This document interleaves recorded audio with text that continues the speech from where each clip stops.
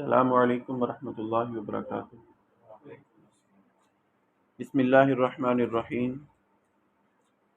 الحمد للہ رب العالمین، والصلاة والسلام علی اشرف الانبیاء والمرسلین، اما بعد فاعوذ باللہ من الشیطان الرجیم، بسم اللہ الرحمن الرحیم۔ پیج نمبر 45، آخری لائن۔ لیس البر، نیکی یہ نہیں ہے، ان تولوا وجوہکم قبل المشرق والمغرب، کہ تم اپنے منہ مشرق اور مغرب کی طرف پھیرو، ولکن البر، اور لیکن اصل نیکی یہ ہے، اس شخص کی ہے، من آمن باللہ والیوم الآخر، جو اللہ رب العزت کی ذات پر ایمان لایا اور یوم آخرت پر ایمان لایا، والملائکہ، فرشتوں پر ایمان لایا، والکتاب والنبیین، تمام آسمانی کتابوں پر اور نبیوں پر ایمان لائے، وآت المال علی حبہ ذوی القربى والیتامى، اور مال دے اس کی محبت کے باوجود قرابت والوں، یتیموں، والمساکین وابن السبیل، یتیموں پر، مسکینوں پر اور مسافروں پر، والسائلین وفی الرقاب، اور مانگنے والوں کو اور گردنیں چھڑانے میں، وَأَقَامَ الصَّلَاةَ وَآتَى الزَّكَاةَ، اور نماز قائم کرے اور زکوٰۃ دے، وَالْمُوفُونَ بِعَهْدِهِمْ إِذَا عَاهَدُوا، جب عہد کریں، جو اپنا عہد پورا کرنے والے ہیں جب بھی عہد کریں، وَالصَّابِرِينَ فِي الْبَأْسَاءِ وَالضَّرَّاءِ وَحِينَ الْبَأْسِ، اور خصوصاً جو تنگی میں، تکلیف میں اور لڑائی کے وقت میں صبر کرنے والے ہیں، أُولَٰئِكَ الَّذِينَ صَدَقُوا، یہی وہ لوگ ہیں جنہوں نے سچ کہا، وَأُولَٰئِكَ هُمُ الْمُتَّقُونَ، یہی وہ لوگ ہیں جو بچنے والے ہیں۔ اس آیت کا حوالہ ہم پہلے بھی دے چکے ہیں کہ جب مشرکین مکہ اور کچھ مسلمانوں نے قبلے کی تبدیلی کے حکم میں اپنے ذہن کے اندر شک و شبہات پیدا کیے کہ آخر قبلے کی تبدیلی کا حکم کیوں دیا جا رہا ہے، تو اللہ رب العزت نے یہ آیت نازل فرمائی کہ اصل حکم یا اصل نیکی یہ نہیں کہ انسان قبلے کی طرف، مشرق کی طرف منہ کرے یا مغرب کی طرف منہ کرے۔ فرمایا اصل نیکی اس شخص کی ہے جو اللہ رب العزت کی ذات پر، قیامت کے دن پر، انبیاء علیہ السلام پر، فرشتوں پر، تمام رسولوں پر، تمام کتابوں پر ایمان لائے۔ یعنی اللہ رب العزت نے اس آیت کے اندر بنیادی طور پر عقائد کا بھی ذکر کیا، انسان کے اعمال کا بھی ذکر کیا اور اخلاقیات کا بھی ذکر کیا۔ عقائد میں فرمایا اللہ کی ذات پر، قیامت پر، رسولوں پر، فرشتوں پر، آخرت پر، سب پر ایمان لانا یہ ہمارے عقیدے میں شامل ہے۔ اس کے بعد اعمال کا ذکر کیا کہ انسان کے دل میں مال کی محبت ہونے کے باوجود اس نے مال کہاں کہاں خرچ کرنا ہے، اپنے رشتہ داروں پر، یتیموں پر، مسکینوں پر، اللہ کے راستے میں، گردنیں چھڑانے میں، اور جو سوال کرنے والے ہیں ان کو دینا ہے۔ اس کے بعد فرمایا نماز قائم کرنی ہے، زکوٰۃ ادا کرنی ہے۔ یعنی اللہ رب العزت نے اس آیت میں زکوٰۃ کا حکم الگ بیان فرمایا اور اللہ کے راستے میں مال خرچ کرنے کا حکم الگ بیان فرمایا۔ اس سے معلوم ہوا کہ انسان کے مال کے اندر زکوٰۃ کے علاوہ بھی حق ہے۔ جب ضرورت مند ہوں، جب آپ کے عزیز رشتہ دار ہیں، یا مسکین ہے، یا یتیم ہے، یا کوئی مسافر ہے، یا گردن آزاد کرنے میں کوئی آپ سے مدد مانگتا ہے، تو فرمایا زکوٰۃ کے علاوہ مال سے بھی تم نے اللہ کے راستے میں خرچ کرنا ہے، یہ نیکی ہے۔ اور یتیم سے مراد ہر وہ شخص ہوتا ہے جس کے بلوغت سے پہلے والدین فوت ہو جائیں۔ جب انسان بالغ ہو جائے تو اس کے بعد وہ یتیم نہیں رہتا حدیث کے مطابق۔ اور مسکین وہ شخص ہوتا ہے جو مال کماتا ہے لیکن اس کی ضروریات زیادہ ہیں، لیکن اس کا مال، اس کی آمدنی کم ہے۔ مثال کے طور پر ایک شخص کی ضروریات زندگی 10,000 روپے میں پوری ہوتی ہیں لیکن اس کی کمائی 5,000 ہے، فرمایا وہ مسکین ہے۔ جو کماتا تو ہے لیکن اس کی ضروریات، اس کے اخراجات اس کی کمائی سے پورے نہیں ہوتے، وہ مسکین ہے۔ اور اللہ کے راستے میں خرچ کرنا اور مسافروں پر خرچ کرنا یا کوئی غلام آزاد کرنا، اب غلام کا تصور تو نہیں ہے لیکن ہماری عدالتوں میں ایسے لوگ موجود ہیں جو بلا وجہ جن کو عمر قید سنا دی جاتی ہے، جو بے گناہ ہوتے ہیں، ان کو اگر ان کا مالی تعاون کیا جائے ان کو پیسے دے کر آزاد کروایا جا سکتا ہے، جسے جرمانہ کہتے ہیں۔ اگر وہ خود نہیں ادا کر سکتے، ان کے بعد اتنی طاقت نہیں ہے، تو علماء لکھتے ہیں اگر آج کوئی شخص ان کا پیسہ دے کر ان کو قید سے آزاد کروا دے تو اللہ رب العزت سے امید ہے کہ جو غلام آزاد کرنے کا ثواب تھا وہ شخص کو بھی اللہ رب العزت عطا فرما دیں گے۔ مال کی محبت کے باوجود مال خرچ کرنے کے بعد فرمایا وَأَقَامَ الصَّلَاةَ، نماز کو قائم کرے اور زکوٰۃ ادا کرے۔ پھر فرمایا جو اپنا عہد پورا کرتے ہیں، جب بھی وعدہ کرتے ہیں۔ یہاں سے اخلاقیات کا درس دیا جا رہا ہے۔ انسان کا اخلاق تو اسی شخص کا ہے جو اپنی بات پر پورا اترنے والا ہو۔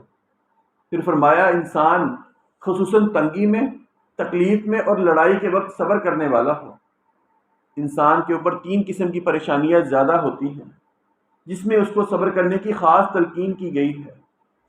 سب سے پہلے فرمایا وَالصَّابِرِينَ فِي الْبَأْسَاءِ، علماء لکھتے ہیں بأساء سے مراد اس کا مالی طور پر کمزور ہونا ہے۔ انسان کے اوپر فقیری آ جائے، مال کا نقصان ہو جائے، فرمایا اس میں صبر کرنا ہے۔ وَالضَّرَّاءِ، انسان جسمانی طور پر بیمار ہو جائے، کوئی آفت انسان کے اوپر آ جائے، پریشانی آ جائے، فرمایا اس میں بھی صبر کرنا ہے۔ وحین الباس، اور لڑائی کے وقت، جنگ کے موقع پر، اس وقت بھی انسان کے اوپر پریشانی آ سکتی ہے۔ 3 بنیادی ضروریات ہیں، انسان کا مال کم ہو جانا، انسان کے اوپر بیماری کا آ جانا، اور جنگ کے موقع پر انسان کو مشکلات کا سامنا کرنا۔ تینوں میں اللہ رب العزت نے خاص طور پر صبر کرنے کا حکم دیا ہے۔ فرمایا یہی وہ لوگ ہیں جنہوں نے سچ کہا، یعنی اخلاقیات میں اس کا سچا ہونا بھی شامل ہے، اور یہی وہ لوگ ہیں جو بچنے والے ہیں۔ یا ایھا الذین آمنوا، اے لوگو جو ایمان لائے، کتب علیکم القصاص، تم پر مقتولوں میں بدلہ لینا لکھ دیا گیا ہے، یعنی فرض کر دیا گیا ہے۔ الحر بالحر، آزاد قاتل کے بدلے وہی آزاد قاتل۔ والعبد بالعبد، اور غلام قاتل کے بدلے وہی غلام قاتل۔ والانثى بالانثى، اور قاتلہ عورت کے بدلے وہی قاتلہ عورت قتل ہوگی۔ فمن عفی له من اخیہ شیء، پھر جسے اس کے بھائی کی طرف سے کچھ بھی معاف کر دیا جائے، فاتباع بالمعروف، تو معروف طریقے سے پیچھا کرنا، واداء الیہ باحسان، اور اچھے طریقے سے اس کے پاس پہنچا دینا لازم ہے۔ ذالک تخفیف من ربکم ورحمہ، یہ تمہارے رب کی طرف سے ایک قسم کی آسانی اور ایک مہربانی ہے۔ فمن اعتدى بعد ذلك، پھر جو اس کے بعد زیادتی کرے، فلہ عذاب علیم، تو اس کے لیے دردناک عذاب ہے۔ یہاں پر قصاص کا ذکر کیا جا رہا ہے۔ زمانہ جاہلیت میں یہ ہوا کرتا، اگر کسی امیر آدمی نے کسی کو قتل کر دیا تو بدلے میں اس کو نہیں قتل کیا جاتا، بلکہ ان کے خاندان کا کوئی غلام جو ہلکے درجے کا ہے اس کو قتل کر دیا جاتا ہے۔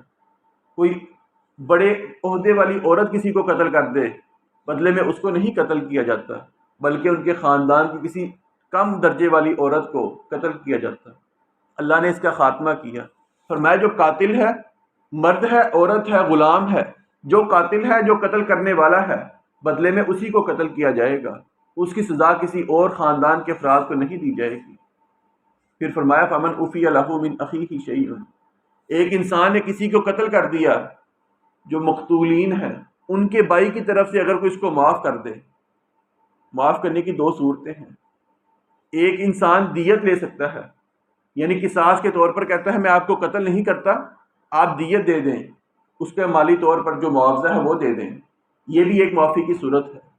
اور ایک صورت یہ ہے کہ وہ اس کو دیت بھی معاف کر دے کہ میں نے آپ پر صدقہ کیا، میں آپ سے جان کا بدلہ جان کے ذریعے بھی نہیں لیتا اور آپ سے مالی تعاون بھی نہیں لیتا، میں نے آپ کو اللہ کی رضا کے لیے معاف کر دیا۔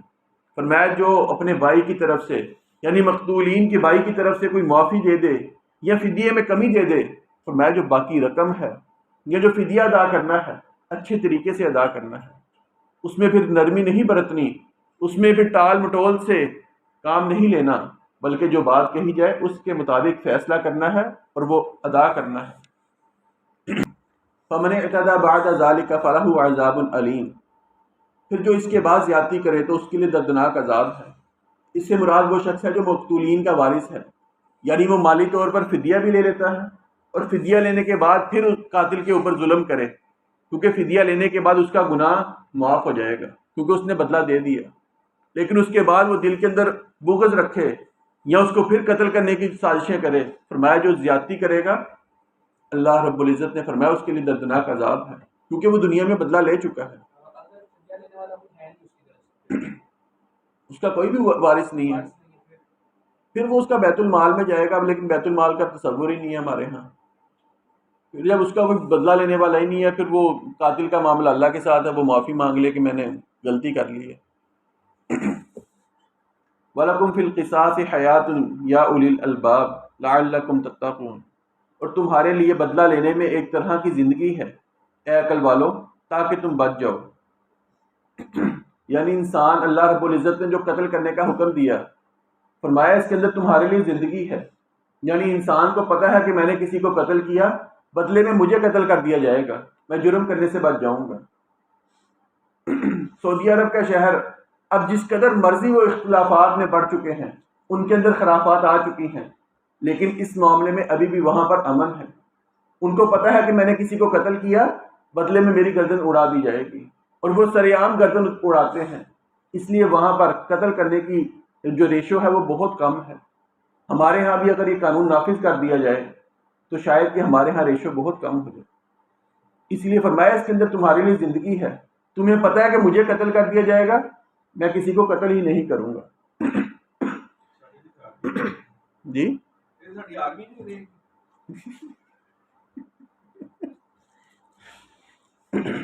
کتب علیکم، تم پر لکھ دیا گیا ہے، اذا حضر احدکم الموت، جب تم میں سے کسی کو موت آ پہنچے، ان ترک خیرا، اگر اس نے کوئی خیر چھوڑی ہے یعنی مال و دولت چھوڑا ہے، الوصیۃ للوالدین، اچھے طریقے سے وصیت کرنا ماں باپ کے لیے، والاقربین، رشتہ داروں کے لیے، بالمعروف، اچھے طریقے سے، حقا علی المتقین، متقی لوگوں پر یہ لازم ہے. کچھ علماء لکھتے ہیں کہ یہ آیت وراثت کے ساتھ منسوخ کر دی گئی ہے. اس وقت وراثت کے احکامات نازل نہیں ہوئے تھے، اس وقت یہ آیت نازل ہوئی کہ انسان اگر مرنے لگا ہے، اس کو نشانیاں علامات نظر آ رہی ہیں، تو وہ اپنے مال سے وصیت کرے کہ میرے مال سے میرے والدین کو، میرے رشتہ داروں کو اتنا حصہ دے دینا. لیکن اس کے بعد اللہ رب العزت نے وراثت کے احکامات سورۃ النساء میں تفصیلی طور پر بیان فرما دیے، جس میں والدین کا حصہ، قریبی رشتہ داروں کا حصہ بیان کر دیا. تو اس کے بعد علماء لکھتے ہیں اس آیت سے مراد وہ والدین انسان کے ہیں جو کسی وجہ سے وراثت میں شامل نہیں ہو سکتے. جیسے ایک انسان مسلمان ہے، اس کا باپ یا اس کی والدہ کافر ہے یا غلام ہے، تو وہ وراثت میں شامل نہیں ہو سکتے. فرمایا ان کے لیے تمہیں وصیت کرنی ہے، کیونکہ تمہارے والدین ہیں، تم نے ان کے ساتھ اچھا سلوک کرنا ہے. ان کے لیے تم نے یہاں پر وصیت کرنی ہے کہ تھوڑا سا مال ان کو بھی دے دیا جائے. یا انسان کے والدین زندہ ہیں تو والدین کے زندہ ہونے پر دادا دادی یا نانا نانی کو وراثت سے حصہ نہیں ملے گا. اگر وہ پریشان حال ہیں، ان کی خدمت کرنے والا کوئی نہیں، تو انسان وصیت مرنے سے پہلے یہ وصیت کرے کہ کچھ مال میرے والدین کی وجہ سے میرے دادا دادی یا نانا نانی کو بھی دے دیا جائے، تاکہ وہ بھی اپنا کچھ گزر بسر چلا سکیں. اسی طرح اگر دادا موجود ہے، دادے کی آگے اولاد موجود ہے، یعنی دادے کا بیٹا موجود ہے، وہ اپنے پوتوں کو وصیت نہیں کر سکتا، وراثت میں اس کو حصہ نہیں ملے گا. فرمایا تم اپنے پوتوں کے لیے جو یتیم پوتے ہیں ان کے لیے وصیت کر دو، تاکہ تھوڑا سا حصہ ان کو مل جائے، وہ زندگی بسر اچھی کر سکیں. یہ ہمارے اللہ رب العزت نے احکامات نازل فرما دیے کہ جہاں پر وارثین جو ہیں جن کو وراثت میں حصہ نہیں ملا لیکن وہ مستحق ہیں، تمہارے قریبی ہیں، تم ان کے لیے وصیت کر دو. اور آپ علیہ الصلوۃ والسلام نے فرمایا انسان اپنے 1/3 مال کی وصیت کر سکتا ہے. اس کے پاس ₹1,00,000 ہے تو وہ 33,000 کی وصیت کر سکتا ہے، 33%، 1/3 حصہ وصیت کر سکتا ہے. اس سے زیادہ وصیت نہیں کی جا سکتی. اگر کوئی شخص وصیت کر بھی جائے گا تو صرف 1/3 پر عمل کیا جائے گا، 1/3 پر، باقی پر عمل نہیں کیا جائے گا.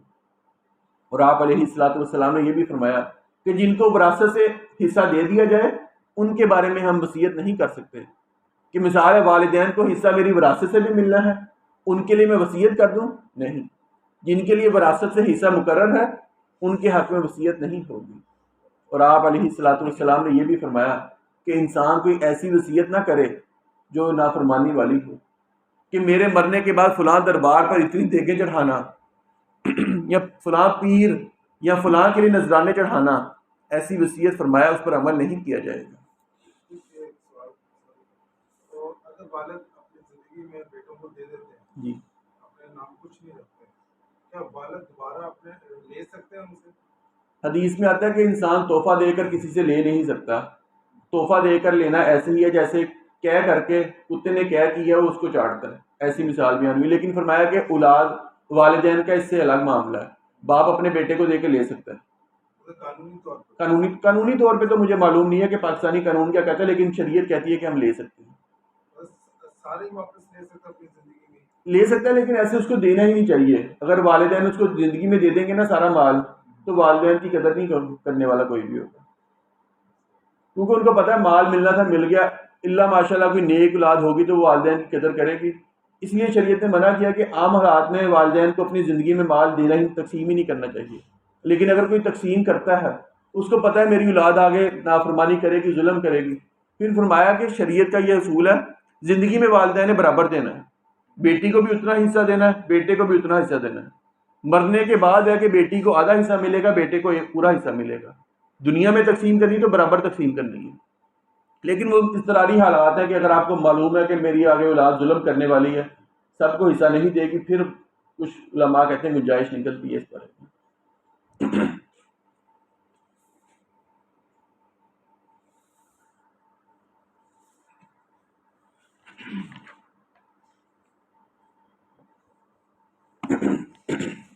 فمن بدلہ بعد ما سمعہ، پھر جو شخص اسے بدل دے اس کے بعد کہ اس نے سن چکا ہو، فإنما اسمہ علی الذین یبدلونہ، تو اس کا گناہ صرف انہی لوگوں پر ہے جو اسے بدلیں گے۔ ان اللہ سمیع علیم، بے شک یقیناً اللہ تعالیٰ سب کچھ سننے والا، سب کچھ جاننے والا ہے۔ یعنی انسان مرنے سے پہلے کسی کو وصیت کرتا ہے، اس کے پاس جو لوگ ہیں وہ وصیت کو سن لیتے ہیں، لیکن اس کے مرنے کے بعد اس کی وصیت کو بدل دیتے ہیں کہ اس نے مرتے ہوئے یہ وصیت کی تھی۔ فرمایا جو اس کی وصیت کو سننے کے بعد بدل دے گا، گناہ اس کا بدلنے والے پر ہے، نہ کہ میت پر۔ اور آپ علیہ الصلوۃ والسلام نے فرمایا انسان مسلمان کے لیے لائق نہیں کہ اس کے پاس کوئی ایسی چیز ہو جس کی وہ وصیت کر سکتا ہو، یا وصیت اس کو کرنا ہے۔ فرمایا مسلمان کے لیے لائق نہیں کہ وہ 2 یا 3 دن زندگی گزار لے اور وہ اس کی وصیت اس کے پاس لکھی نہ ہو۔ یعنی بندہ مومن کے پاس ہر وقت وصیت لکھی ہو کہ میں نے فلاں سے میرا لین دین اس انداز سے ہے، فلاں سے لین دین اس انداز سے ہے، کیونکہ انسان کے اوپر کب موت طاری ہو جائے کوئی پتہ نہیں۔ اس کے بعد اعلانات کرنے ہیں۔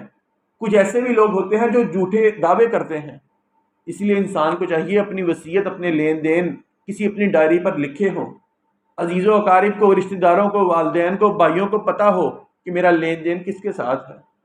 سیدنا عبداللہ بن عمر رضی اللہ تعالیٰ عنہ، آپ حدیث کے معاملے میں اتنے شدائی تھے، اتنے حدیث سے محبت کرنے والے تھے، کہتے ہیں میں نے یہ حدیث سنی، اس کے بعد میں نے ایک رات بھی ایسے نہیں گزاری کہ میں نے اپنی وصیت نہ لکھی ہو۔ اور سیدنا عبداللہ بن عمر رضی اللہ تعالیٰ عنہ حدیث سے اتنی محبت کرتے تھے، آپ کو کوئی کام کرتے دیکھ لیتے وہ چھوڑتے نہیں تھے۔ ایک دفعہ راستے میں جا رہے، سواری سے اترتے ہیں، کسی جگہ پر بیٹھتے ہیں، بیٹھ کے کھڑے ہو کے واپس آ جاتے ہیں۔ صحابہ نے پوچھا آپ نے یہ کیا کیا ہے؟ کہا میں اللہ کے رسول کے ساتھ گیا تھا، آپ نے یہاں اتر کر قضائے حاجت کی تھی، مجھے آج قضائے حاجت کی ضرورت بھی نہیں تھی، لیکن میں نے اللہ کے رسول کی محبت کی خاطر آپ کے طریقے کے مطابق چلتے ہوئے وہاں جا کر بیٹھا، اٹھ کر آ گیا۔ اتنی حدیث سے محبت، آپ علیہ الصلوۃ والسلام کے فرمان سے محبت کرتے تھے۔ اور ہم کتنی احادیث سنتے ہیں، کتنی آیات پڑھتے ہیں، لیکن ہم اس پر عمل نہیں کرتے۔ اللہ تعالی عمل کی توفیق عطا فرمائے۔ فرمایا فمن خاف من موص جنفا او اثما، پھر جو شخص کسی وصیت کرنے والے سے کسی قسم کی طرفداری یا گناہ سے ڈرے، فاصلح بینہم، تو ان کے درمیان اصلاح کر دے، فلا اثم علیہ، تو اس پر کوئی گناہ نہیں۔ ان اللہ غفور الرحیم، یقیناً اللہ تعالیٰ بے حد بخشنے والا، نہایت رحم والا ہے۔ پچھلی آیت میں فرمایا جو وصیت کو بدلنے والا ہے اس پر اس کا گناہ ہوگا جس نے وصیت کو بدلا۔ اس نے فرمایا انسان اگر وصیت کرتا ہے اس کو پتہ ہے کہ میرا دلی میلان کسی ایک عزیز رشتہ دار کی طرف ہے، تو میں اس کے حق میں وصیت زیادہ کر سکتا ہوں، فرمایا سننے والے کے اوپر لازم ہے اگر وہ اس طرح کی وصیت اس کی تبدیلی کرے، اصلاح کرے جس میں وہ جان بوجھ کر نہیں کرتا، شریعت کے مطابق کرتا ہے، فرمایا پھر اس پہ گناہ نہیں ہے۔ یعنی ایک انسان اپنے کسی عزیز کے بارے میں اس قدر زیادہ وصیت کر جائے کہ جو ایک حد سے تجاوز کرنے والی ہو، فرمایا پھر اس میں اصلاح کرنی ہے۔ یا انسان کسی سے رشتہ دار ہے لیکن اس سے دشمنی رکھتا ہے، اس کے بارے میں ایسی وصیت کر جائے کہ جو نقصان کا باعث بنتی ہو، فرمایا اس میں بھی اصلاح کر دے۔ ایسے معاملے میں اصلاح کرنے والا وہ شخص نہیں ہوگا جس کی اوپر والی آیت میں ذکر ہے کہ اس کے لیے دردناک عذاب ہے۔ فرمایا ایسی وصیت اللہ رب العزت تبدیل کر دیں تو فرمایا اللہ آپ کو معاف کرنے والا ہے۔ رکوع نمبر 22 مکمل ہوا۔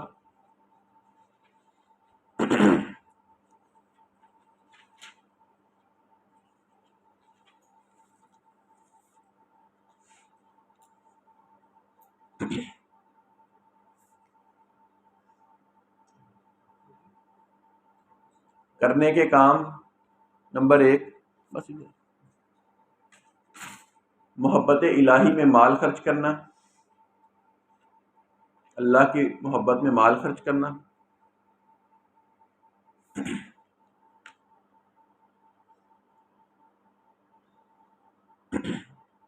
اس کے اندر سب کچھ آ جائے گا، والدین، رشتہ دار، عزیز، مساکین، مسافر، جو آیت میں پڑھے ہیں۔ نمبر 2، سچ بولنا۔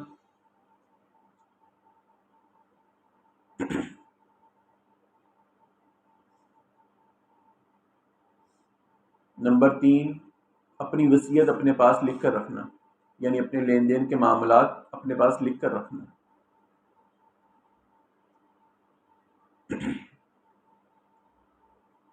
رکنے کے کام نمبر 1، زیادتی کرنا۔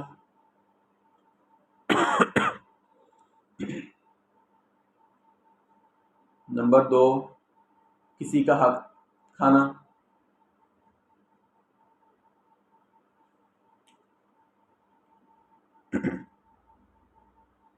نمبر 3، سن کر بات بدل ڈالنا، جیسے وصیت کے بارے میں آیا کہ جو بات کو سن کر بدل ڈالے گا اس کے لیے دردناک عذاب ہے۔ سن کر بات بدل ڈالنا۔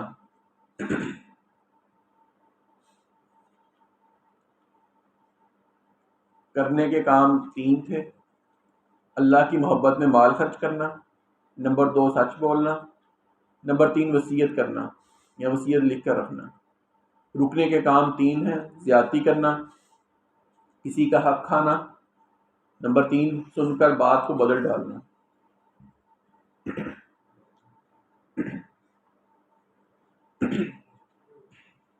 یا ایھا الذین آمنوا، اے لوگوں جو ایمان لائے، کتب علیکم الصیام، تم پر روزہ رکھنا لکھ دیا گیا ہے، کما کتب علی الذین، جیسے ان لوگوں پر لکھا گیا، من قبلکم جو تم سے پہلے تھے، لعلکم تتقون تاکہ تم بچ جاؤ، ایاما معدودات گنے ہوئے چند دنوں میں، فمن کان منکم مریضا، پھر جو تم میں سے مریض بیمار ہو، او علی سفر یا کسی سفر پر ہو، فعدۃ من ایام اخر، تو دوسرے دنوں سے گنتی پوری کرنا ہے، وعلی الذین یطیقونہ، اور جو لوگ اس کی طاقت رکھتے ہوں، فدیۃ طعام مسکین، ان پر فدیہ ہے ایک مسکین کا کھانا کھلانا، فمن تطوع خیرا، پھر جو شخص خوشی سے نیکی کوئی کرے، فمن تطوع خیرا، پھر جو شخص خوشی سے کوئی نیکی کرے، فہو خیر لہ، تو اس کے لیے بہتر ہے، وَأَن تَصُومُوا خَيْرٌ لَكُمْ، یہ کہ تم روزہ رکھو تمہارے لیے بہتر ہے، ان کنتم تعلمون، اگر تم جانتے۔ پہلی آیت میں اللہ رب العزت نے یہ بیان کیا کہ جیسے پچھلی امتوں پر اللہ نے روزہ فرض کیا تھا، اسی طرح تمہارے اوپر بھی فرض کیا گیا ہے، اس لیے کہ تاکہ تم پرہیزگار بن جاؤ، بچنے والے بن جاؤ۔ جیسے آپ علیہ الصلوۃ والسلام نے فرمایا جو روزہ ہے وہ ڈال ہے، گناہوں سے بھی روکتی ہے، اللہ کے عذاب سے بھی روکتی ہے، نافرمانی سے بھی روکتی ہے۔ انسان کوئی گناہ کرنے لگتا ہے، اس کے ذہن میں آتا ہے میرا روزہ ہے، وہ رک جاتا ہے۔ کوئی حرام کام کرنے لگتا ہے، کسی کا حق کھانے لگتا ہے، ذہن میں آتا ہے میرا روزہ ہے، رک جاتا ہے۔ فرمایا تم بچنے والے پرہیزگار بن جاؤ، اللہ نے روزہ اس لیے فرض کیا ہے۔ اگلی آیت میں فرمایا یہ گنے ہوئے گنتی کے چند دن ہیں، لیکن جو تم میں سے مریض ہو یا کسی سفر پر ہو تو وہ گنتی کو بعد میں پورا کر لے۔ اس آیت میں اللہ رب العزت نے فرمایا کہ جو روزہ رکھنے کی طاقت رکھتا ہے وہ روزہ رکھ لے، اس کے لیے بہتر ہے، اور اگر نہیں تو فدیہ دے کر روزہ نہ رکھے۔ یہ آیات کا حکم پہلے کا تھا۔ صحابہ بیان کرتے ہیں کہ جب اسلام کے شروع کا دور تھا، مسلمانوں میں روزہ رکھنے کی بھی رواج نہیں تھا، نیا حکم تھا۔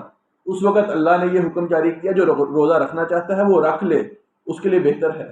جو نہیں رکھ سکتا وہ روزہ نہ رکھے، فدیہ دے دے، یعنی لوگوں کو کھانا کھلا دے، روزہ چھوڑ دے۔ اور دوسرا مطلب اس کا سیدنا عبداللہ بن عباس رضی اللہ تعالیٰ عنہ بیان کرتے ہیں، وہ صحیح بخاری کی روایت ہے، وہ کہتے ہیں اس کا مطلب یہ ہے جو شخص بوڑھا ہے، بیمار ہے، اس سے مراد وہی شخص ہے۔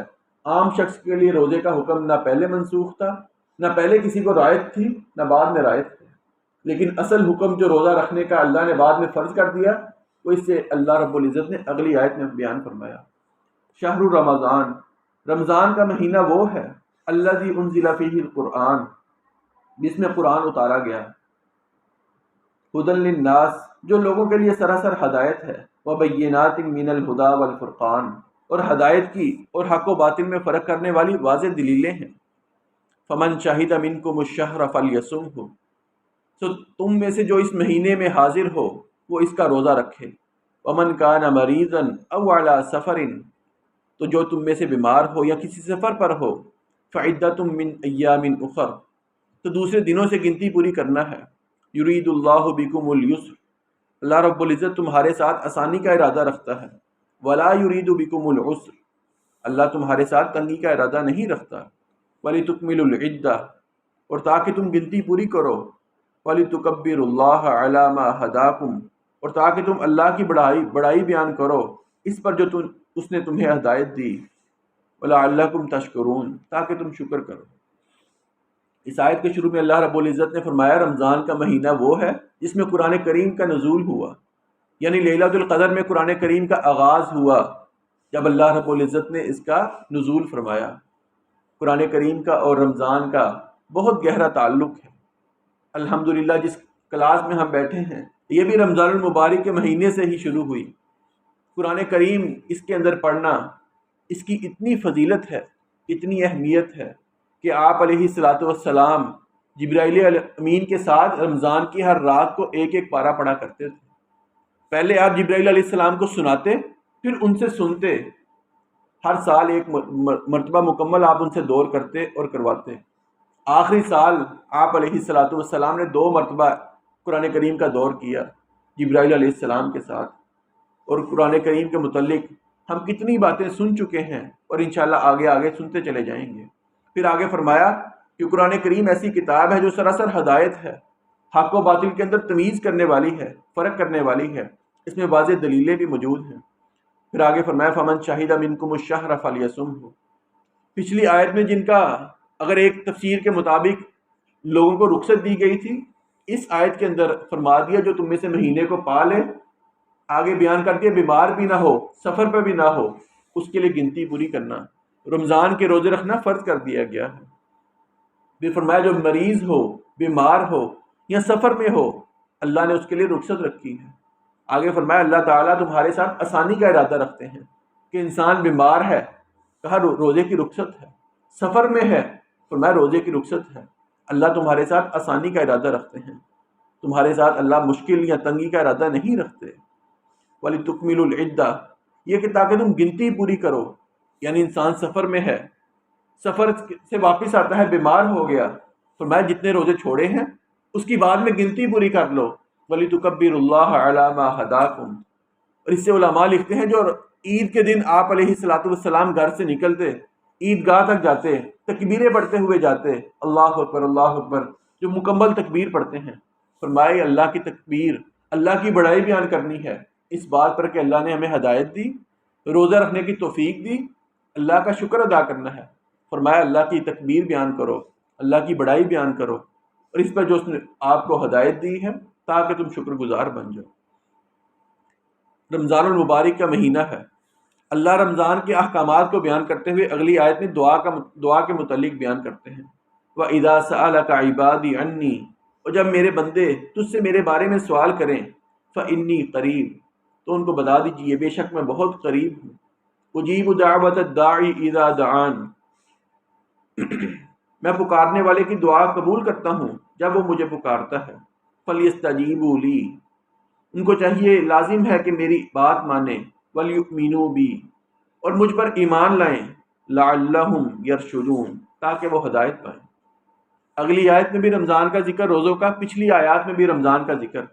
اللہ نے درمیان میں دعا کے متعلق بیان کر کے بتایا کہ دعا کا تعلق روزے کے ساتھ بہت گہرا ہے۔ آپ علیہ الصلوۃ والسلام نے فرمایا انسان روزے کی حالت میں دعا کرے، اللہ روزے دار کی دعا رد نہیں کرتے۔ پھر فرمایا افطاری کے وقت انسان کی ایک ایسی دعا ہوتی ہے جس کو اللہ تعالیٰ ضرور بر ضرور قبول کرتے ہیں۔ اور یہاں پر اللہ رب العزت نے اپنا بندے کے ساتھ تعلق بیان فرمایا، یہ میرا بندہ ہے۔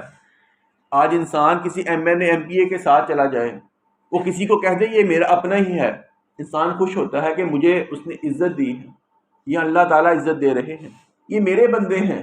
جب میرے بارے سوال کریں ان کو میں کہیں میں بہت قریب ہوں۔ آتا ہے کہ شاہ حق سے بھی زیادہ اللہ رب العزت کی ذات ہمارے قریب ہے۔ فرمایا ان کو کہہ دیجئے جب بھی کوئی دعا کرنے والا دعا کرتا ہے اللہ تعالیٰ اس کی دعا کو قبول کرتے ہیں، سنتے ہیں، لیکن دو نشانیاں، دو شرائط بیان کر دی۔ فَلْيَسْتَجِيبُوا لِي، ان کو چاہیے کہ وہ لازم ہے کہ میری بات مانیں اور میری ذات پر ایمان لائیں۔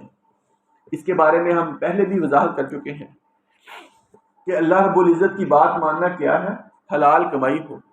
فرمایا یہ نہیں کہ انسان منہ سے توبہ بھی کرتا چلا جائے، دعا بھی مانگے، اس کا مال بھی حلال کا نہ ہو، فرمایا ایسی دعا قبول نہیں کرتے۔ کل ہم نے حدیث پڑھی کہ انسان مسافر ہے، پراگندہ حال ہے، اللہ سے دعا کرتا ہے، ہاتھ اٹھاتا ہے، اللہ اس کی دعا نہیں قبول کرتے، اس کا مال پاک حلال نہیں ہے، اس کا کھانا پینا لباس، اس کی پرورش حرام مال پر ہوئی ہے۔ فرمایا فَلْيَسْتَجِيبُوا لِي، ان کو چاہیے میری بات مانیں۔ دعا کب قبول ہوگی؟ انسان کا مال پاک ہوگا۔ وَلْيُؤْمِنُوا بِي، میری ذات پر ایمان لائیں۔ آپ علیہ الصلوۃ والسلام نے فرمایا انسان کی دعا اللہ رب العزت تب قبول کرتے ہیں جب ایک تو وہ اپنے لیے بد دعا نہ مانگنے والا ہو، کسی کی حق تلفی کا سوال نہ کرنے والا ہو، اور دعا میں جلد بازی نہ کرنے والا ہو۔ صحابہ نے پوچھا اللہ کے رسول جلد بازی سے کیا مراد؟ کہا وہ کہے میں نے اللہ سے 2 دفعہ دعا مانگی ہے، 3 دفعہ دعا مانگی ہے، اللہ نے دعا قبول ہی نہیں کی، وہ دعا مانگنا چھوڑ دے۔ فرمایا جلد بازی ہے، تم دعا مانگتے چلے جاؤ، انسان کی دعا رد نہیں ہوتی۔ وہی بات ہم نے 3-4 دن پہلے بھی کی تھی کہ دعا قبولیت کے مختلف طریقے ہیں، فوراً قبول کر لی جاتی ہے، کچھ سالوں کے بعد مدتوں بعد قبول کی جاتی ہے، جیسے ابراہیم علیہ السلام کی دعا اللہ نے کئی صدیوں بعد قبول کی۔ انسان کے دنیا میں کوئی پریشانی ہوتی ہے، پریشانی کو دعا کے بدلے دور کر دیا جاتا ہے یا ذخیرہ آخرت بنا دیا جاتا ہے، لیکن فرمایا اگر انسان جلد بازی کرے پھر اللہ اس کی دعا قبول نہیں کرتے۔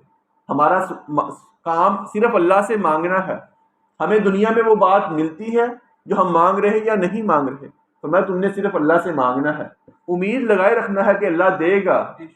اللہ دیتا ہے یا تمہاری کوئی کسی پریشانی کو دور کرتا ہے یا ذخیرہ آخرت بنا لیتا ہے، یہ اللہ رب العزت بہتر جانتے ہیں۔ آگے فرمایا احل لکم لیلۃ الصیام الرفث الی نسائکم، تمہارے لیے روزے کی رات اپنی عورتوں سے صحبت کرنا حلال کر دیا گیا ہے۔ ہن لباس لکم وانتم لباس لہن، وہ تمہارے لیے لباس ہیں اور تم ان کے لیے لباس ہو۔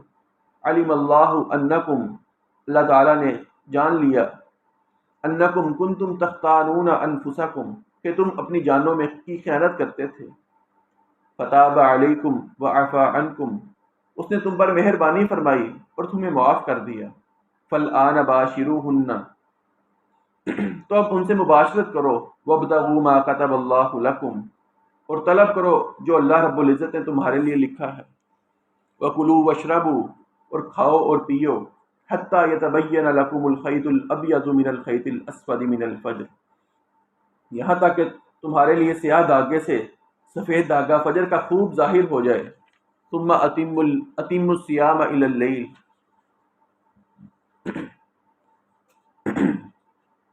پھر روزے کو رات تک پورا کرو۔ ولا تباشروہن وانتم عاکفون فی المساجد، اور ان سے مباشرت نہ مت کرو جبکہ تم مسجدوں میں معتکف ہو، یعنی اعتکاف کرنے والے ہو۔ تلک حدود اللہ، یہ اللہ کی حدیں ہیں۔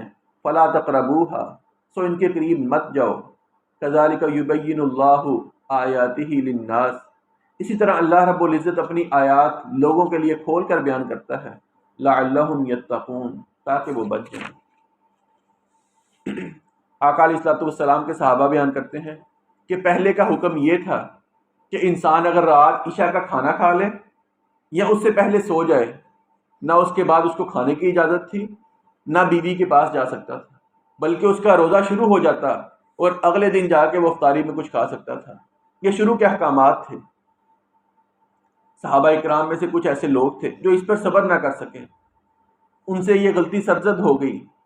ایک واقعہ یہ ملتا ہے، اور ایک انصاری صحابی کا واقعہ ملتا ہے۔ وہ سارا دن کھیت میں کام کرتے، شام کو افطاری کے وقت گھر آئے، بیوی سے پوچھا کھانے کے لیے کچھ ہے؟ کہنے لگی گھر کچھ نہیں ہے، آپ بیٹھیں، میں ہمسایوں کے گھر سے پتہ کرتی ہوں۔ سارا دن کے تھکے تھے، وہ بیٹھتے ہیں، بیوی ساتھ والے گھر جاتی ہے، پیچھے ان کی آنکھ لگ جاتی ہے۔ آنکھ لگ گئی، اب حکم تو یہ تھا کہ دوبارہ کچھ کھا نہیں سکتے، لہٰذا ان کا روزہ پھر شروع ہو جاتا ہے۔ کمزوری اس قدر زیادہ ہو گئی کہ اگلے دن دوپہر کے وقت وہ بے ہوش ہو جاتے ہیں۔ آپ علیہ الصلوۃ والسلام کو پتہ لگا، اللہ رب العزت نے یہ آیت نازل فرما دی کہ اب وہ حکم تمہارے لیے نہیں ہے، اب تمہارے لیے حکم یہ ہے کہ فجر تک تمہارے لیے کھانا پینا بھی حلال ہے، اپنی بیویوں کے پاس جانا بھی حلال ہے۔ فرمایا ہن لباس لکم وانتم لباس لہم، وہ تمہارے لیے لباس ہے، تم ان کے لیے لباس ہو۔ جیسے لباس کا تعلق ہمارے جسم کے ساتھ کتنا گہرا ہے، فرمایا ایسے ہی ان کو دور کرنا مسلمانوں کے لیے، ہر ایک کے لیے ممکن نہیں۔ اسی لیے اللہ رب العزت نے فرمایا اب ہم نے تمہارے لیے تخفیف کر دی۔ اور اس آیت میں آگے فرمایا کہ کھاؤ اور پیو حتیٰ یتبین لکم الخیط الابیض من الخیط الاسود، یہاں تک کہ تمہارے لیے سیاہ دھاگے سے سفید دھاگا واضح ہو جائے۔ یہاں ہمیں حدیث کی اہمیت کا پتہ لگتا ہے۔ صحابہ بیان کرتے ہیں وہ عربی جاننے والے تھے، انہوں نے دو دھاگے لے لیے، ایک کالا دھاگا ایک سفید دھاگا، اپنے تکیے کے پاس رکھ لیا کہ اللہ رب العزت نے فرمایا ہے جب کالا دھاگا سفید سے واضح ہو جائے کھانا پینا چھوڑ دینا ہے۔ وہ دیکھتے ہیں کہ دن چڑھ گیا ہے، اب جا کے واضح ہوا ہے۔ آپ علیہ الصلوۃ والسلام کے پاس آئے، آقا یہ آپ نے قرآن کریم کی آیت پڑھی ہے، ہمیں اس کا مفہوم سمجھ نہیں آیا۔ فرمایا اس سے مراد وہ نہیں ہے جو تم لے رہے ہو، اس سے مراد وہ فجر صادق اور فجر کاذب ہے کہ انسان کے لیے اللہ نے فجر کے وقت میں دو وقت رکھے ہیں۔ ایک وقت وہ ہے جس میں کھانا پینا حلال ہے، پھر ایک وقت اذان کا ہوتا ہے جس میں کھانا پینا اور نماز کا وقت شروع ہو جاتا ہے، کھانا پینا تمہارے لیے ختم کر دیا جاتا ہے۔ فرمایا اس سے مراد وہ ہے، وہ نہیں ہے جو تم لے رہے ہو۔ اس سے پتہ لگا حدیث کے علاوہ صرف اگر عربی زبان کے اوپر انسان کو مہارت ہو، انسان قرآن کریم کو نہیں سیکھ سکتا۔ فجر کاذب سے مراد وہ ہوتی ہے جس وقت کھانا پینا حلال ہوتا ہے، اور فجر صادق وہ ہے جس وقت اذان کا وقت ہو جاتا ہے، کھانا پینا ختم اور نماز کا وقت ہو جاتا ہے۔ فرمایا اس سے مراد وہ ہے۔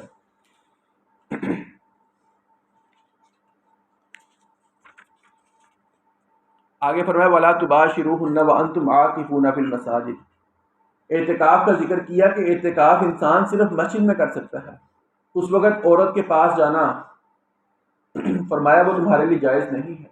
ہاں بیوی مسجد میں آ کر آپ سے ملاقات کر سکتی ہے، اسلام دعا خیریت دریافت کر سکتی ہے، لیکن ان کے ساتھ تعلقات قائم کرنا فرمایا مسجد میں یہ کام درست نہیں ہے۔ آپ علیہ الصلوۃ والسلام کے ازواج مسجد میں آپ کے پاس آتی، آپ کے سر کی کنگھی بھی کرتی، آپ کے سر مبارک میں بالوں میں تیل بھی لگایا کرتی، یہ کام جائز ہے۔ اور فرمایا وَأَنْتُمْ عَاكِفُونَ فِي الْمَسَاجِدِ، اعتکاف کا تعلق صرف مسجد کے ساتھ ہے۔ آپ علیہ الصلوۃ والسلام، آپ کی ازواج، دیگر صحابیات بھی اعتکاف میں بیٹھتی، صرف مسجد میں بیٹھتی۔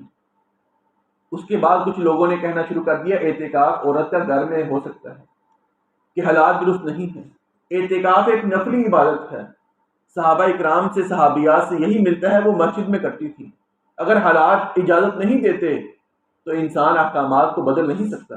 نفل کام ہے، عورتیں چھوڑ سکتی ہیں کہ اگر ان کو خدشات کا ڈر ہے، سیکیورٹی ایشوز ہیں، مساجد میں رہنا ممکن نہیں، تو نفلی کام ہے، اس کو چھوڑا جا سکتا ہے۔ لیکن اس کا حکم تبدیل کر دینا کہ آپ گھروں میں اعتکاف کر سکتے ہیں، یہ شریعت سے ہمیں اس کا کوئی ثبوت نہیں ملتا۔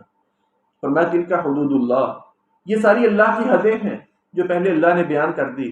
فلا تقربوها، ان کے پاس نہ آؤ۔ اسی طرح اللہ رب العزت اپنی آیات کو، اپنے احکامات کو لوگوں کے لیے کھول کر بیان کرتا ہے۔ ولا تأکلوا اموالکم بینکم بالباطل، اور نہ اپنے مال آپس میں باطل طریقے سے کھاؤ۔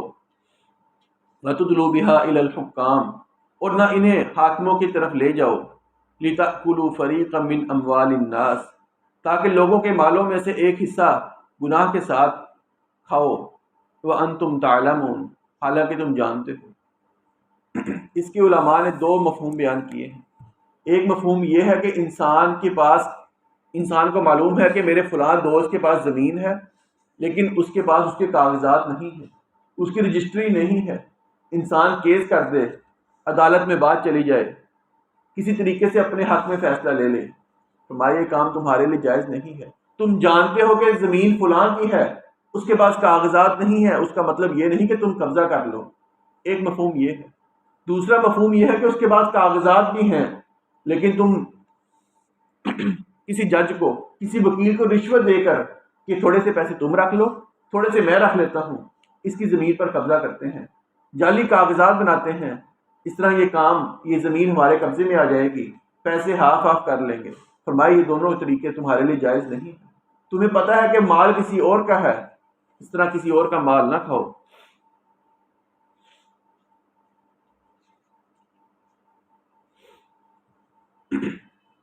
یہ رکوع بھی ہمارا مکمل ہوا۔ اور اس آیت میں اللہ رب العزت نے روزے کے بعد اس آیت کو ذکر کیا کہ انسان روزے میں حلال چیزوں کو چھوڑتا ہے، انسان کے اندر تقویٰ پیدا ہوتا ہے کہ میں نے حلال چیزیں چھوڑنی ہیں۔ ساتھ ہی لوگوں کا مال کھانے کا ذکر کر دیا کہ جہاں حلال چیزیں چھوڑنی تھی وہاں حرام تو بالاولیٰ چھوڑنا ہے، لوگوں کا مال کھانا حرام ہے۔ اس لیے اللہ رب العزت نے رمضان کے احکامات کے ساتھ ہی اس آیت کا بھی ذکر کیا۔ اس آیت میں، اس رکوع میں کرنے والے کام: تقویٰ اختیار کرنا،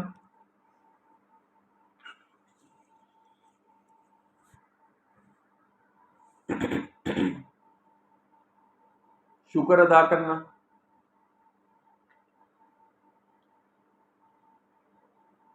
اللہ سے دعا مانگنا،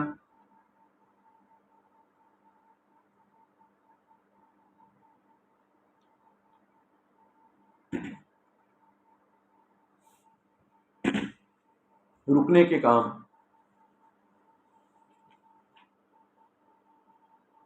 خیانت کرنا،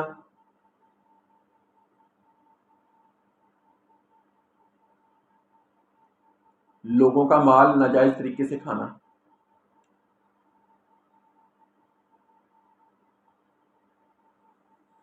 کرنے کے کاموں میں تقویٰ اختیار کرنا، شکر ادا کرنا، دعا کرنا۔ رکنے کے کام: خیانت کرنا، لوگوں کا مال ناجائز طریقے سے کھانا۔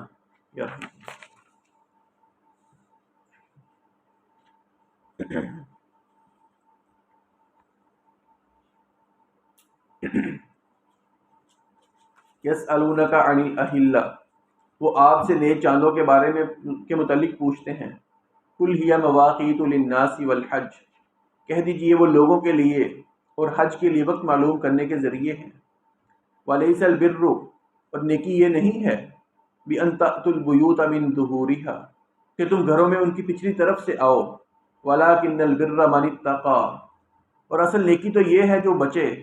وأتوا البیوت من ابوابها، اور گھروں میں ان کے دروازوں سے آؤ۔ واتقوا اللہ، اور اللہ سے ڈرو۔ لعلکم تفلحون، یہاں سے اللہ رب العزت حج کے احکامات بیان کر رہے ہیں۔ فرمایا وہ آپ سے چاند کے بارے سوال کرتے ہیں، چاند کے طلوع ہونے میں حکمت کیا ہے؟ فرمایا لوگوں کے لیے تاریخ معلوم کرنا آسان ہو جاتی ہے، مہینوں کا اندازہ لگانا آسان ہو جاتا ہے۔ پہلے 2 دن کا چاند، جس کو ہلال کہتے ہیں عربی زبان میں، چھوٹا سا چاند ہوتا ہے۔ 14 دن کے بعد 14ویں رات کا چاند مکمل طلوع ہوتا ہے، لوگوں کو معلوم ہوتا ہے کہ آدھا مہینہ گزر چکا ہے، اور آخر میں جا کے آخری 1-2 دن چاند نظر ہی نہیں آتا۔ ان کو معلوم ہوتا ہے تاریخ کا اندازہ لگانا، مہینوں کی گنتی لگانا، ان کے لیے اس کے اندر حکمتیں ہیں۔ میں حج کے لیے بھی وقت کو معلوم کرنے کے لیے چاند کا اللہ رب العزت نے ذکر کیا۔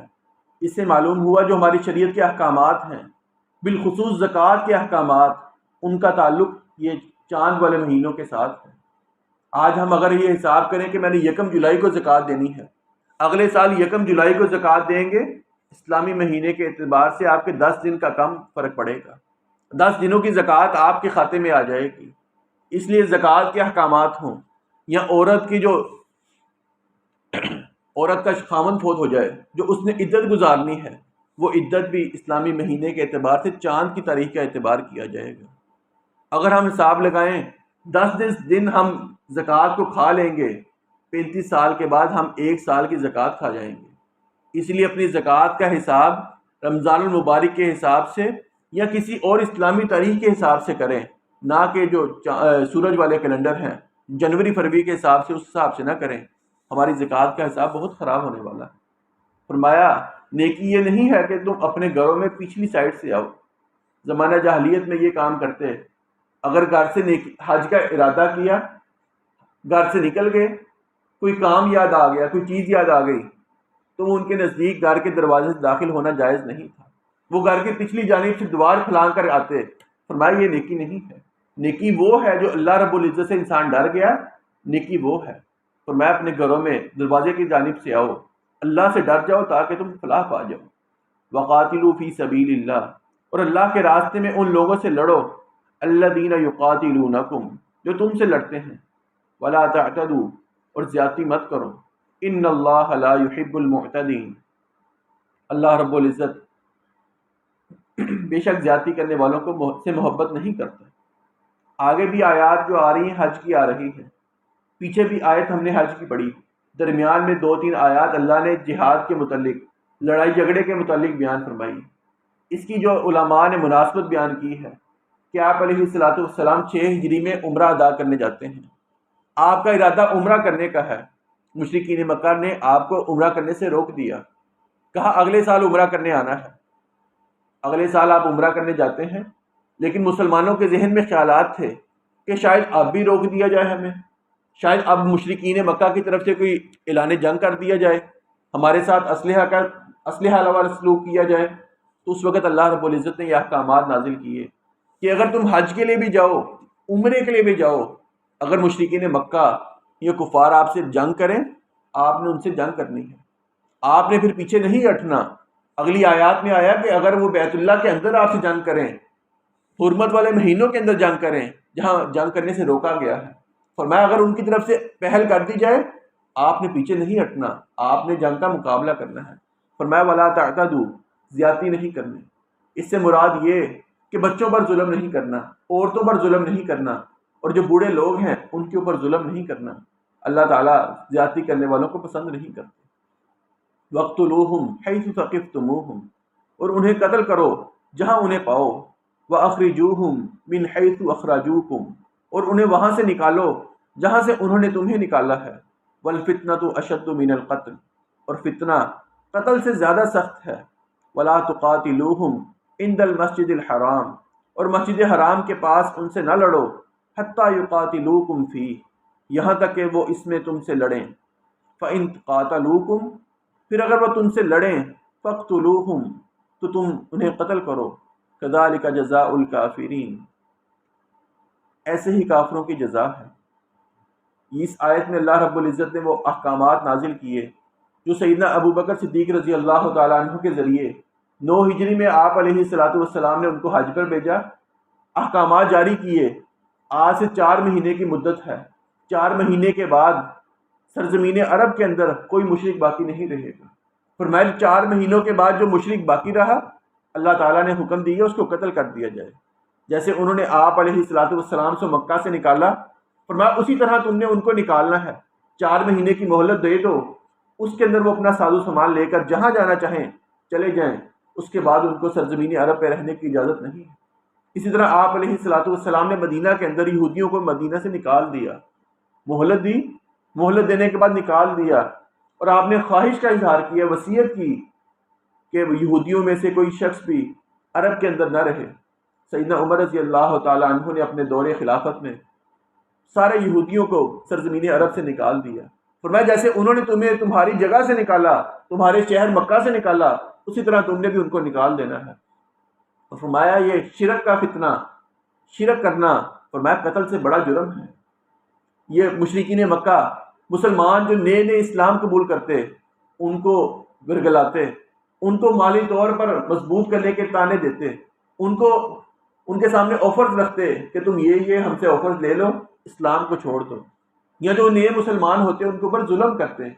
فرمایا یہ تمہارا ظلم کرنا، تمہارا مسلمانوں کو گرگلانا یہ قتل سے بھی بڑا جرم ہے۔ پھر آگے فرمایا کہ مسجد حرام میں یا اس کے ارد گرد کسی سے جنگ نہیں کرنی یہاں تک کہ مشرکین مکہ آپ سے جنگ کریں۔ اگر وہ آپ سے جنگ کریں گے پھر آپ نے بھی ان سے جنگ کرنی ہے، یہی جزا کافروں کی ہے۔ فَإِنِ انْتَهَوْا فَإِنَّ اللَّهَ غَفُورٌ رَحِيمٌ، پھر اگر وہ باز آ جائیں یعنی آپ سے حرمت والے مہینوں میں یا آپ سے بیت اللہ میں جنگ کرنے سے رک جائیں یا وہ اسلام قبول کر لیں، فرمایا پھر آپ بھی رک جائیں، پھر اللہ تعالیٰ ان کو معاف کرنے والا ہے۔ وَقَاتِلُوهُمْ، اور ان سے لڑو، حَتَّى لَا تَكُونَ فِتْنَةٌ، یہاں تک کہ کوئی فتنہ نہ رہے، وَيَكُونَ الدِّينُ لِلَّهِ، اور دین اللہ کے لیے ہو جائے۔ فَإِنِ انْتَهَوْا، پھر اگر وہ باز آ جائیں، فَلَا عُدْوَانَ إِلَّا عَلَى الظَّالِمِينَ، تو ظالموں کے علاوہ کسی کے اوپر کوئی زیادتی نہیں ہے۔ آپ علیہ الصلوۃ والسلام نے فرمایا مجھے اس وقت تک اللہ نے جہاد کا حکم دیا ہے جب تک یہ دین اللہ کے لیے خالص نہ ہو جائے، جب تک لوگ مسلمان نہ ہو جائیں، کلمے کا اقرار نہ کر لیں، نماز ادا کرنا شروع نہ کر دیں یا زکوٰۃ دینا شروع نہ کر دیں۔ جب مسلمان یہ کام کریں گے، کلمے کا اقرار کر لیں گے، نماز قائم کریں گے، زکوٰۃ ادا کریں گے، فرمایا پھر میں ان کو کسی قسم کا ان سے بدلہ نہیں لے سکتا۔ یہاں بھی فرمایا کہ اس وقت تک تم نے لڑنا ہے جب تک دین غالب نہ آ جائے، اللہ کا نام بلند نہ ہو جائے۔ پھر فرمایا جو لوگ زیادتی کرنے سے باز آ جائیں، اپنے جرم سے پھر جائیں، اللہ تعالیٰ ان کو معاف کرنے والا ہے، ان پر پھر آپ نے زیادتی نہیں کرنی۔ الشہر الحرام بالشہر الحرام، حرمت والا مہینہ حرمت والے مہینے کے بدلے، والحرمات قصاص، اور حرمتیں ایک دوسرے کا بدلہ ہیں۔ فمن اعتدى علیکم فاعتدوا علیہ بمثل ما اعتدى علیکم، بس جو تم پر زیادتی کرے تو اس پر اتنی زیادتی کرو اس کی مثل جو اس نے تم پر زیادتی کی ہے۔ واتقوا اللہ، اور اللہ سے ڈرو، واعلموا ان اللہ مع المتقین، اور جان لو اللہ ڈرنے والوں کے ساتھ ہے۔ یہاں وہی بات جو ہم پہلے بیان کر چکے ہیں کہ مسلمان یہ سوچنے لگے کہ حرمت والے مہینے ہیں، اس میں ہم نے عمرے کے لیے جانا ہے، اگر وہ ہم سے پھر قتال کریں گے یا بیت اللہ کے اندر ہم سے جنگ کریں گے ہم کیا کریں گے؟ اللہ نے فرمایا حرمت والے مہینے حرمت والے مہینوں کے بدلے ہیں، اگر وہ آپ سے اس کے اندر جنگ کریں گے آپ نے بھی آپ سے جنگ کرنی ہے۔ پھر فرمایا اللہ سے ڈر جاؤ، بچ جاؤ، اللہ تعالیٰ متقین کے ساتھ ہے، یعنی زیادتی نہیں کرنی، ابتدا خود نہیں کرنی۔ اگر بیت اللہ کے اندر بھی کفار مکہ کی طرف سے آپ پر حملہ کیا جائے آپ نے پیچھے نہیں ہٹنا، پھر آپ نے مقابلہ کرنا ہے۔ یہاں پہ یہ جو بات ہوئی ہے کہ تم سے کوئی زیادتی کرے تو تم بھی، اس میں مسلمان شامل ہے، اگر کوئی کسی کو نہ کرتا ہے باز کرتا ہے وہ نہیں باز ہوتا ہے، اور وہ اللہ کی رضا کے لیے درگزر کرتا ہے، پھر بھی وہ اس کام سے نہیں باز آتا ہے، وہ اس کو مطلب تنگ کرتا ہے یا زیادتی کرتا ہے، تو پھر جیسا وہ اس کے ساتھ کرتا ہے تو ہمیں آخر ہم اس کے ساتھ ایسا کریں۔ تھوڑا بہت کر لیں، باقی اس کو سمجھایا جائے، اس کو تلقین یا اس کو ڈرانے کے لیے یا اس کو سبق سکھانے کے لیے تھوڑا بہت اگر آپ کر لیں تو انشاءاللہ۔ انسان کسی مقصد کھیلے گا تو وہ اپنی زبان کے ساتھ اس کے ساتھ زیادتی کرتا ہے، وہ 2 دفعہ 4 دفعہ اس کو کرتا ہے، جب وہ نہیں باز ہوتا تو پھر اس میں یہ ہے کہ آپ یہ بہتر ہے کہ اپنی زبان گندی نہ کریں۔ مثال ہے کوئی آپ کو گالی دیتا ہے، آپ اس کو گالی کا بدلہ گالی دیں گے، بات بننے والی نہیں ہے۔ درگزر کرتے رہیں لیکن اس کو کچھ طریقوں سے آپ سمجھانے کی کوشش کریں، سبق سکھانے کی کوشش کریں، تھوڑا سا اس کو نقصان پہنچے، شاید وہ باز آ جائے، نہیں باز آتا پھر اس کو آپ اس کے حال پہ چھوڑ دیں، کیونکہ اپنی زبان گندی کریں گے، اپنے اخلاقیات کو خراب کریں گے، اپنا انسان کا جو وقار ہے وہ خراب ہوگا اس میں۔ وَأَنفِقُوا فِي سَبِيلِ اللَّهِ، اور اللہ کے راستے میں خرچ کرو، وَلَا تُلْقُوا بِأَيْدِيكُمْ إِلَى التَّهْلُكَةِ، اور اپنے ہاتھوں کو ہلاکت کی طرف مت ڈالو، وَأَحْسِنُوا، اور نیکی کرو، إِنَّ اللَّهَ يُحِبُّ الْمُحْسِنِينَ، بے شک اللہ تعالیٰ نیکی کرنے والوں سے محبت کرتا ہے۔ یہاں پر صحابہ کرام بیان کرتے ہیں کہ اللہ رب العزت نے یہ آیت جہاد کے ساتھ بیان کی کہ انسان جہاد کے لیے اپنا مال خرچ کرے، یہ نہ ہو کہ انسان جہاد کے لیے اپنا مال خرچ نہ کرے تو کفار آپ کے اوپر حملہ کر دیں۔ اس لیے فرمایا کہ تم اگر اللہ کے راستے میں مال خرچ نہیں کرو گے تو گویا کہ تم اپنے آپ کو ہلاکت میں ڈال رہے ہو۔ یعنی انسان جہاد کی تیاری نہیں کرے گا، کفار ہمارے اوپر حملہ کریں گے تو ہم ان کا مقابلہ ہی نہیں کر سکیں گے۔ اور سیدنا ابو ایوب انصاری رضی اللہ تعالیٰ عنہ بیان کرتے ہیں، کہتے ہیں یہ آیت ہمارے بارے میں نازل ہوئی جب مسلمانوں کو عروج مل گیا، اسلام تھوڑا غالب آ گیا، کہتے ہیں ہم نے سوچا کہ اب ہم اللہ کے راستے میں مال خرچ کرنا کم کر دیں، ہم ذرا اپنی کھیتی باڑی اپنے کاروبار کرنا شروع کر دیں۔ کہتے ہیں ہم نے ابھی سوچا تھا، اللہ رب العزت نے آیت کا نزول فرما دیا کہ اللہ کے راستے میں خرچ کرنے سے اپنے آپ کو روکنا نہ، وگرنہ تم نے اگر اللہ کے راستے میں مال خرچ نہ کیا گویا تم اپنے آپ کو ہلاکت میں ڈال رہے ہو۔ اس میں ہمارے لیے بھی سبق ہے، اپنے کاروبار جیسے مرضی کریں، جتنا مرضی کمائیں، لیکن اللہ کے راستے میں دینے سے باز آ جانا، اس سے رک جانا، اللہ رب العزت اس چیز کو پسند نہیں کرتے۔ اگر ہم اللہ کے راستے میں نہیں دیں گے اللہ رب العزت ہمارا مال ہم سے چھین سکتا ہے۔ اللہ رب العزت اس چیز پر قادر ہے۔ وَأَتِمُّ الْحَجَّ وَالْعُمْرَةَ لِلَّهِ، اور حج اور عمرہ اللہ کے لیے پورا کرو۔ فَإِنْ أُحْصِرْتُمْ، پھر اگر تم روک دیے جاؤ، فَمَا اسْتَيْسَرَ مِنَ الْهَدْيِ، تو قربانی میں سے جو میسر ہو وہ کرو۔ وَلَا تَحْلِقُوا رُؤُوسَكُمْ حَتَّى يَبْلُغَ الْهَدْيُ مَحِلَّهُ، اور اپنے سروں کو نہ مونڈو یہاں تک کہ قربانی اپنے حلال ہونے کی جگہ پر پہنچ جائے۔ فَمَنْ كَانَ مِنْكُمْ مَرِيضًا أَوْ بِهِ أَذًى مِّن رَأْسِهِ، پھر جو تم میں سے جو بیمار ہو یا اس کے سر میں کوئی تکلیف ہو، فَفِدْيَةٌ مِّن صِيَامٍ أَوْ صَدَقَةٍ أَوْ نُسُكٍ، پھر وہ روزے سے یا صدقے سے یا قربانی میں سے کوئی ایک فدیہ ہے جو انسان بیمار ہے۔ فَإِذَا أَمِنْتُمْ، پھر جب تم امن میں آ جاؤ، فَمَن تَمَتَّعَ بِالْعُمْرَةِ إِلَى الْحَجِّ، پھر تم میں سے جو شخص حج تک عمرے سے فائدہ اٹھائے، فَمَا اسْتَيْسَرَ مِنَ الْهَدْيِ، تو قربانی میں سے جو میسر ہو وہ کرے۔ فَمَن لَّمْ يَجِدْ، پھر جو قربانی کو نہ پائے، فَصِيَامُ ثَلَاثَةِ أَيَّامٍ فِي الْحَجِّ، تو 3 دن کے روزے رکھنا ہے حج کے دوران۔ وَسَبْعَةٍ إِذَا رَجَعْتُمْ، اور 7 دن اس وقت جب تم واپس آ جاؤ۔ تِلْكَ عَشَرَةٌ كَامِلَةٌ، یہ پورے 10 دن ہیں۔ ذَلِكَ لِمَن لَّمْ يَكُنْ أَهْلُهُ حَاضِرِ الْمَسْجِدِ الْحَرَامِ، یہ اس کے لیے ہے جس کے گھر والے مسجد حرام کے رہنے والے نہ ہوں۔ وَاتَّقُوا اللَّهَ، اللہ سے ڈرو۔ وَاعْلَمُوا أَنَّ اللَّهَ شَدِيدُ الْعِقَابِ، اور جان لو اللہ رب العزت بہت سخت عذاب والا ہے۔ یعنی اللہ رب العزت نے اس آیت کے شروع میں فرمایا کہ اللہ کے لیے حج اور عمرہ کو مکمل کرو۔ انسان بے شک نفلی حج کر رہا ہو یا عمرہ کر رہا ہو، جب عمرے کی یا حج کی نیت کر لے گا پھر اس پہ وہ کام کرنا فرض ہو جائے گا۔ فرمایا جب تم نیت کر لو پھر اس کام کو اللہ کے لیے پورا کرو۔ پھر اگر راستے میں دشمن کی طرف سے یا کوئی ایسی بیماری آ جائے کہ انسان وہ کام پورا نہ کر سکے، فرمایا جو تم میں سے قربانی دے سکتا ہے وہ قربانی دے گا۔ جیسے آپ علیہ الصلوۃ والسلام 6 ہجری میں عمرہ ادا کرنے آئے، کفار نے آپ کو عمرہ کرنے سے روک دیا، آپ نے قربانی کی، یعنی اس کا فدیہ، اس کا بدلے میں قربانی کی۔ فرمایا تم نے بھی یہی کام کرنا ہے۔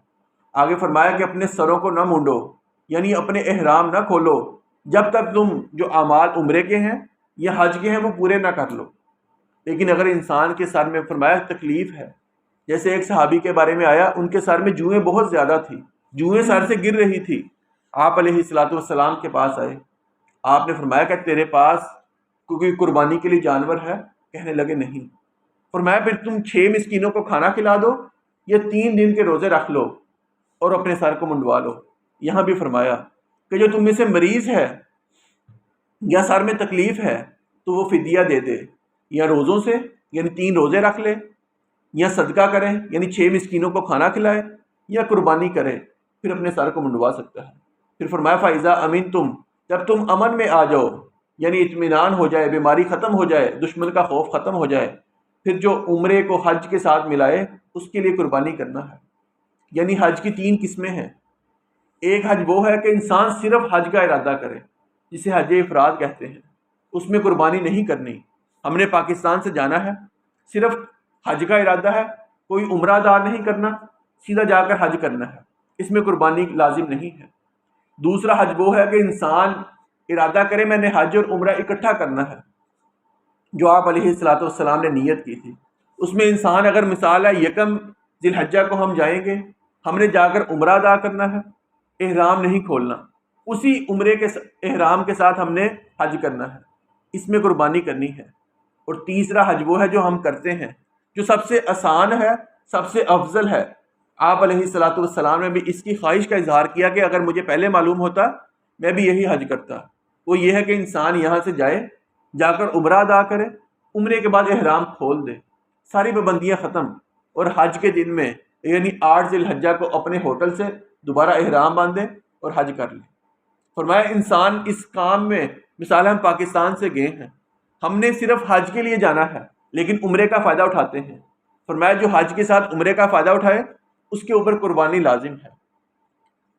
قربانی کرنے کے لیے فرمایا جو قربانی نہیں کر سکتا وہ 10 دن کے روزے رکھے گا، 3 دن حج کے موقع پر یعنی یوم عرفات سے پہلے 3 دن کے روزے رکھ لے، نہیں تو 11 12 13 کا روزہ رکھ لے۔ فرمایا 7 روزے جب گھر واپس آ جاؤ 7 گھر آ کے رکھنے ہیں۔ پھر آگے فرمایا یہ کام اس کے لیے ہے جو بیت اللہ یا مکہ میں رہنے والا نہیں ہے، یعنی اس کے لیے تو کوئی فائدہ نہیں ہے، وہ عمرے کی بھی نیت کر سکتا ہے، حج کی بھی نیت کر سکتا ہے، اصل پیسہ ہمارا بچنا ہے، جانا حج کے لیے ہے، عمرہ ساتھ ہم نے اضافی کرنا ہے۔ فرمایا جو تم نے فائدہ اٹھا رہے ہو اس کے بدلے تم نے قربانی کرنی ہے، اگر قربانی نہیں کر سکتے 10 دن کے روزے رکھنے ہیں۔ فرمایا واتقوا اللہ، اللہ سے ڈر جاؤ، وَاعْلَمُوا أَنَّ اللَّهَ شَدِيدُ الْعِقَابِ، بے شک اللہ تعالیٰ بہت سخت عذاب والے ہیں۔ یعنی حج کے معاملے میں اور حج کے علاوہ دیگر معاملات میں اللہ رب العزت سے بچ جاؤ، اللہ سے ڈر جاؤ، اللہ کا عذاب بہت شدید ہے۔ ہمارا رکوع مکمل ہوا۔ اس میں کرنے کے کام 3 ہیں، 4 ہیں۔ نمبر 1 اللہ کی ناراضگی سے بچنا،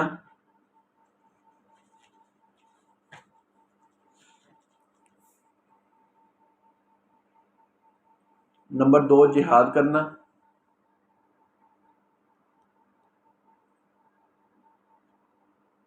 نمبر 3 اللہ کے راستے میں مال خرچ کرنا، نمبر 2 جہاد کرنا، نمبر 3 اللہ کے راستے میں مال خرچ کرنا،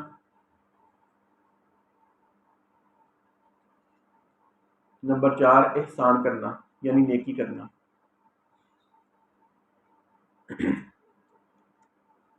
نمبر 4 احسان کرنا یعنی نیکی کرنا۔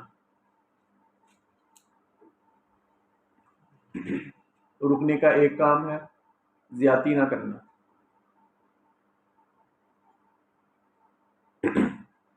کرنے کے 4 کام ہیں اللہ کی ناراضگی سے بچنا، جہاد کرنا، اللہ کے راستے میں مال خرچ کرنا، احسان کرنا۔ رکنے کا ایک کام ہے زیادتی نہ کرنا۔ سبحانک اللہم و بحمدک، نشہد ان لا الہ الا انت، نستغفرک و نتوب الیک۔ آپ سے گزارش ہے کہ اب تھوڑا تھوڑا لیٹ آنا شروع ہو گئے ہیں سارے احباب، پھر کلاس بہت لیٹ شروع ہوتی ہے، صرف ڈاکٹر صاحب ہیں جو ٹائم پہ آتے ہیں، یہ ہر دفعہ پہلے آ کے بیٹھتے ہیں۔ آپ بھی کوشش کیا کریں تاکہ ٹائم سے آ کے ہم آج بھی تقریباً 4:15 ہم نے کلاس کا آغاز کیا ہے، 7-8 منٹ پہلے ہم نماز کے لیے انتظار کرتے رہے کوئی بھائی آ جائیں، اور پھر کلاس کا ٹائم بہت کم رہ جاتا ہے، پہلے ہی ہم بہت کم پڑھ رہے ہیں۔